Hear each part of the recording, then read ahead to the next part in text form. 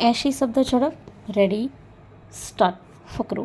આ સભાગૃહમાં રાજ્યની મજૂર નીતિ અંગે બહુ મતભેદ હોય એવું ચર્ચા દરમિયાન મને દેખાયું નથી.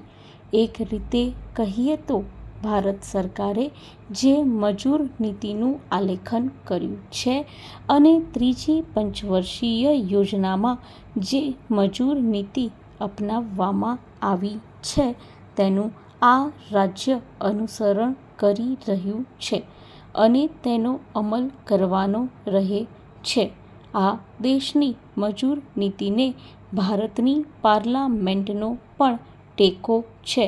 એટલું જ નહીં પણ આ દેશમાં મજૂરોનું પ્રતિનિધિત્વ ધરાવતા મંડળો, માલિકીનું પ્રતિનિધિત્વ ધરાવતા મંડળો, રાજ્ય સરકારના પ્રતિનિધિઓ અને ભારત સરકારના પ્રતિનિધિઓ એ બધાની એક ભારતીય મજૂર પરિષદ જે વખતો વખત મળે છે તેનો પણ આ મજૂર નીતિને સંપૂર્ણ ટેકો છે. આ મજૂર નીતિ જેને બધા પક્ષનો ટેકો છે તેના મૂળભૂત સિદ્ધાંતો આ દેશના રાષ્ટ્રપિતા મહાત્મા ગાંધીએ આપણને આપેલા છે અને તેના પર આ નીતિ ઘડાયેલી છે. એટલે સ્વાભાવિક છે કે આ મજૂર નીતિ અંગે મતભેદ ન હોય, પરંતુ અહીં કેટલીક ફરિયાદો કરવામાં આવી એ એના અમલ અંગે કરવામાં આવી છે. ફકરો. આ દેશની મજૂર નીતિનો સૌથી મહત્વનો ભાગ તો ઔદ્યોગિક સંબંધો અંગેનો છે.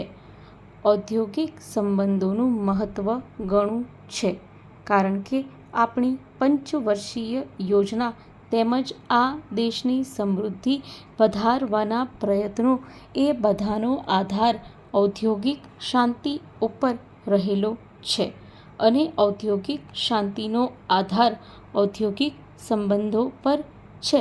એટલે કે ઔદ્યોગિક સંબંધોનું પણ ઘણું મહત્વ રહે છે.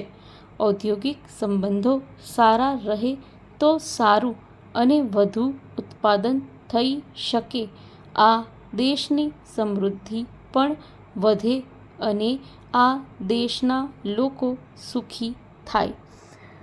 ઔદ્યોગિક સંબંધોનો આધાર પરસ્પર સમજૂતી પર રહેલો છે. મજૂર પક્ષે કે માલિક પક્ષે કોઈ પણ મતભેદો ઊભા થાય તો સાથે મળીને એકબીજા સાથે વાટાઘાટ કરીને તેનું નિરાકરણ લાવવું એ ઉત્તમ માર્ગ છે અને આ લોકશાહીમાં તેનું મહત્વ ઘણું છે. એટલા માટે તો રાજ્યે મજૂર સંગઠનોને માન્ય કરવા માટેનો કાયદો પણ કર્યો છે. એટલું જ નહીં પણ મજૂર સંગઠનોને રક્ષણ પણ આપ્યું છે.